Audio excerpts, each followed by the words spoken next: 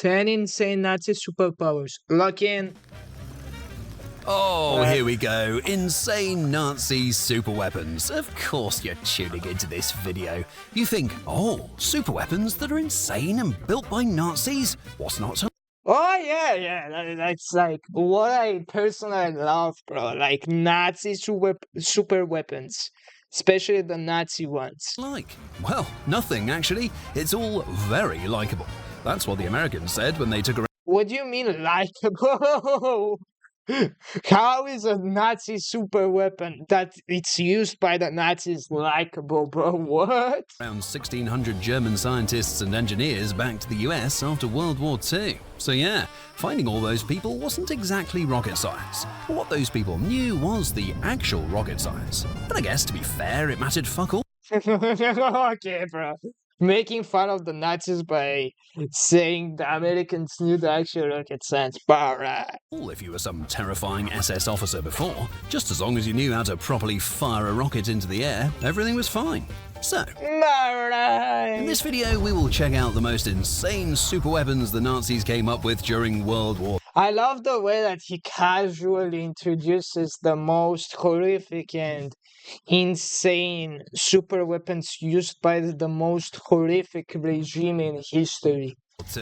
Sit back, grab a coffee, relax, and enjoy some batshit crazy engine. Yo, is that Mitzi Hitler? Yo, he looks cool. He looks cool.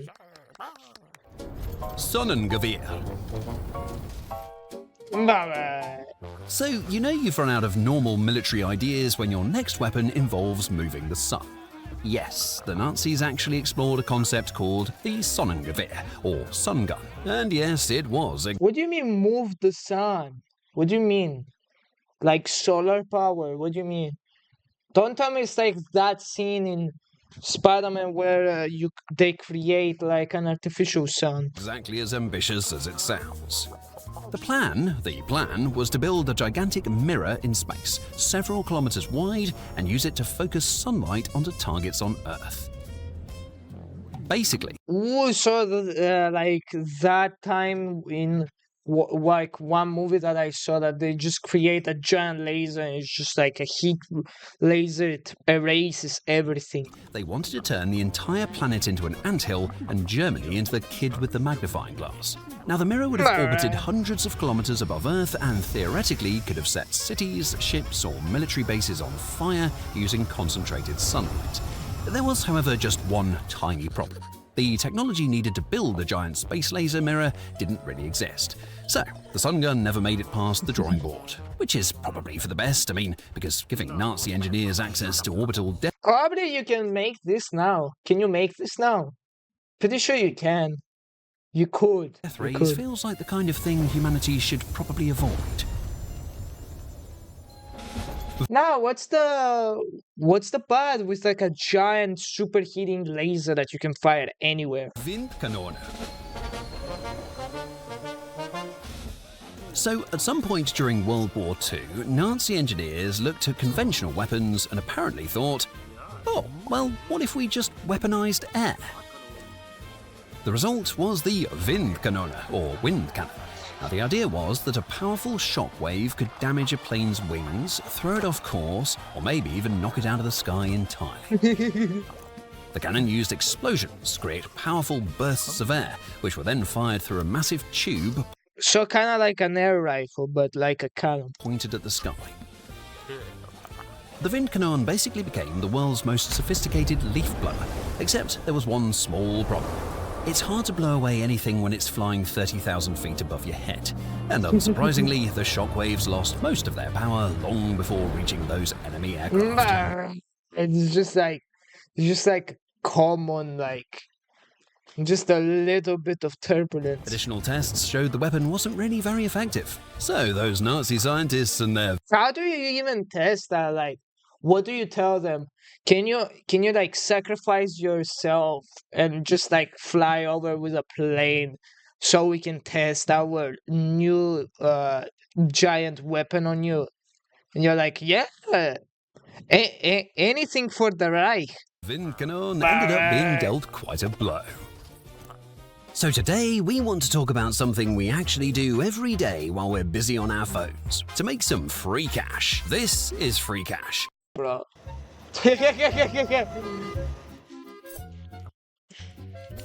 Oh my days. Like, bro, it's just like... Yes, Nazis and futuristic space weapons seem to be a recurring theme in this video. Now, I guess those Nazis and their Lebensraum ambitions went in every direction, and obviously, of course, space is certainly a direction. And so, of course, a bunch of Nazi scientists came up with the Silbervogel, or Silver Bird. Now, this wasn't just another aircraft. Oh, no way. This plan was to build a rocket-powered spaceplane that would launch down a gigantic rail track, blast into the upper atmosphere, and then skip across the edge of space like a stone bouncing across a lake. The Silbervogel was theoretically capable of flying thousands of kilometers and could reach targets as far away as New York before continuing to land somewhere else. There was, however, just one tiny problem. The first thing that was likely to catch fire wasn't the target. It was the aircraft itself, disintegrating in the Earth's atmosphere. Oh, bugger. And as a result, the project never left the drawing board. So, while most countries were busy building... Come on! Why don't we have, like, a nuke plane, bro? Like, imagine you land a plane, and it's like a kamikaze, but across the seas. So you can never be, like, fully prepared. It's like you see like a star, like a falling star today. That's not a falling star. That's a kamikaze coming to you. Better aeroplanes, Nazi Germany was trying to invent a reusable spaceplane decades before the space shuttle. Turns out inventing a practical... That, like, the ingenuity, like... really good ingenuity used in the really worst things possible. Spaceship to bomb cities on the other side of the world was aiming maybe just a little too high. Landkreuzer P-1500 Monster. Ooh, isn't this like the cannon? I think I have seen this online. Isn't this the cannon that is on rail tracks and like it's literally like 10 meters big? Are we there? At some point during World War II, Nazi engineers looked at tanks and apparently decided they weren't nearly ridiculous enough. Say hello to the Landkreuzer P-1500 Monster. Now this thing was supposed to weigh around 1,500 tons. So to put that into perspective, a Tiger tank... 1,500? Bro, what? ...weighed about 57 tons. A Tiger, this thing weighs 57 tons, bro. So the Germans basically looked at a Tiger and thought, what if we made it 26 times bigger and gave logistics officers a reason to shoot? Nah, bro, this German accent, bro, come on. Themselves. I mean, good luck finding a bridge to support this monster. No mum jokes this time, please. And let's not even get started talking about the fuel consumption of this behemoth. And on top of that, of course, the enemy wouldn't exactly have a hard time spotting this rolling building or the traffic jam of fuel trucks behind it. Talk about a chef's kiss target to pound from the sky. So, unsurprisingly, the P-1500 Monster never made it beyond the drawing board, or in layman's terms, well, duh. Why, bro? Imagine you're like, let me paint you the picture. Imagine you're like in a city or a village, and you just see this in the distance, like some type of Attack on Titan type shit, or like some just invasion. You just see it in the background, slowly creeping in, with like all of like getting surrounded. You see the whole horizon being like tanks, and just this, and just you shoot. Like a bang, bang. Focke-Wulf Triebflügel. The Focke-Wulf Triebflügel is probably a good answer to the question, can I have a cocktail of plain, child drawing, Nazi designers doing drugs, and maybe a budget of 0 fucks given? Because that's exactly Okay, for what? what this thing looked like. Instead of putting a propeller on the front like a normal aircraft, or a jet engine on the back like a slightly less normal aircraft, the Germans decided the entire wing assembly should spin around the fuselage because, well, Oh fuck man, that looks insane. why not? Now, the Triebflügel would have taken off vertically, like a rocket, before transitioning into forward flight, which sounds That looks so trippy. impressive, until you remember that some unfortunate pilot had to land the damn thing at some point, and that would have been a literal moment of shit hitting the fan. Needless to say, the project never made it beyond the design stage. I mean, they might as well have asked the guy to land a flying fucking blender. The Kugelpanzer. Now, I don't know what those Nazi engineers were really thinking about with this apparatus. I mean, a one-man tank, basically a reinforced Zorb ball. Whatever the plan was, it didn't really work. What a shocker. So this strange rolling apparatus was basically a reconnaissance vehicle, or at least that's one of the things. Bro, like, what is this? Like, you're just gonna get shot. It doesn't even have a weapon. Inside was room for one operator who drove, or rather rolled, the vehicle around, and through a small And what if you get caught in mud? Or like in snow? What happens then? just in the front, he could observe the battlefield. Okay, so one problem right off the bat was You can observe, but they will also observe you, bro. Like, you just get caught by a tank. that plenty of enemies were probably observing you as well. And so Yeah, you decided exactly. to show up on the battlefield driving around in what was essentially an armored testicle. Not very subtle. I'm a testicle, bro. They see you True, bro. Ooh, W cow. rolling, they hating, and at this point probably also shooting at you. Only one example of this design was probably ever built, and for some reason the Germans shipped it to Japan. Eventually the Soviets captured it and put it in a museum somewhere. Why did you make one exactly? And why did you put it to Japan? Isn't Japan mostly naval warfare? I mean, it was naval warfare plus ground warfare in China, but I doubt Chinese. Like Europe, it's pretty flat at like some points. Like it's very flat. 30 or 40% of Europe is flat, and another 10% is not that flat, but it is drivable. China, I don't think so. V1 flying bomb. Did someone say cruise missile? 9. V1 rocket. Well, basically, it was the same thing. These German scientists came up with an aeroplane, except without a pilot, stuffed with explosives, and with very little hope of hitting anything with real accuracy. The plan was simple. Send thousands of these things toward London, and the Brits would eventually give in and sue for peace.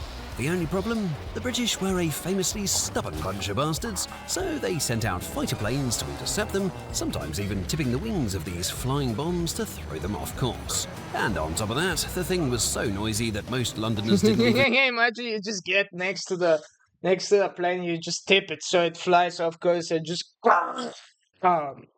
need to hear crashes the air raid siren. like a huge nuke. Like, what was this supposed to be? Was this supposed to be a kamikaze plane? This weapon had its own way of announcing its arrival. Yes, Germany's latest flying bomb technology was being casually outplayed by a bunch of fighter planes giving it a little nudge. V2 rocket.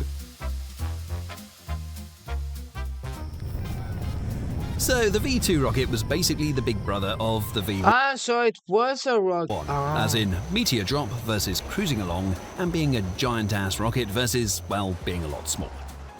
Now, if the V1 was an annoying, buzzing fly, the V2 was the complete opposite. No sound, no warning, no "oh bollocks, hold my tea" moment. No sound. That's crazy. No sound is crazy, bro. Nah, actually, bro. Like, imagine you're just taking a dump. You're just like enjoying your day, and then it just.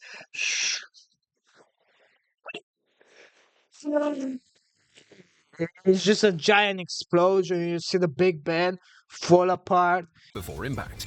just silence. So instead of cruising through the air, the V2 went Ooh, W apples, bro. I want some of those apples. Oh yeah. Oh yeah. They look so juicy. ballistic, literally. It would arc high into the edge of space, cut all contact with the world, and then come screaming back down at 20 times autobahn speed. You couldn't shoot it down, you couldn't intercept it. In London, people didn't get a warning siren, they got an explosion, and then they got the warning siren. And no, before you ask, it's not supposed to work like that. And while the weapon itself was devastating, the real twist is what came after. You see, my guess is it was too expensive to make. It was too difficult to make. I think because this it was like so ahead of its time. after the war, captured V2 technology became the foundation for modern rocketry and space programs. So the Americans copied the Nazis. Oh boy. V3 cannon. B3 cannon. Is this the same but like different? V1 flying bombs, V2 rockets, too many bombs and rockets. So why not come up with a vengeance cannon? Now at this point, you almost get the feeling that Nazi engineers weren't trying to win a war anymore, but some kind of twisted engineering creativity award. Yeah. I get that. Yeah, there's too many wanky and stupid weapons, bro. Too many of them. So the idea was to go completely off the rails and build a massive multi-chambered supergun buried somewhere in France. Not a rocket this time, oh no. This was artillery turned up to, are you bloody mental levels. A projectile would be loaded into a long, fixed tube and then fired not by one explosion, but by a whole sequence of carefully timed charges along the barrel. Each chamber would basically give it another violent kick forward. However, Ooh, nah. But that's actually kind of smart, bro. by the end, the only synchronized explosions were caused by Allied bombers who had a habit of showing up uninvited and rearranging German engineering projects into modern art. Heinkel Hay, Nah. 162. Now, you know you're desperate the moment you are strapping jet engines to wooden planes, but that is exactly what Germany was doing by the end of the war. Why to do that? That does not even make sense. Bro, why are you going to do that? And why is this guy's tied German flag, bro? You ain't that cool, bro. But this guy seems to be sucking on it. They called it the Volksjäger. He's or like People's sucking on it. He's like, Fighter, although a better name would be no-budget left fighter or fast-flying turd Jaeger. So why did they build it in the first place? Well, for starters, materials like aluminium were a luxury. I swear, this channel specifically likes to make fun of Germany, bro, and their accent. Material Bro. at this point in the war, just like steel alloys, copper, rubber, nickel, chromium, so wood and rusty nails it was then. Well, let's fucking go, I guess. Now, at this point, anything that could fly and not immediately fall apart was considered a technical achievement, and Germany didn't want a shit fighter today, they wanted it yesterday. Not that it really mattered, because I mean, both days were too little too late to change the outcome of the war. Now, only a few hundred Hay 162s were built, mostly flown by inexperienced teenagers, and you can probably guess how that all went down. Literally. Alright. So they just made. Why did they even make that, bro? Why were the teenagers? Alright. This operation was probably called Operation Kamikaze. And figuratively. Link and QR code for free cash are still. Alright, that was a peak video. Shout out to Mitzi Studios, bro. Peak video, bro. But why were they making like teenagers fly the plane, bro? That's fucked up, bro. It's kind of fucked up.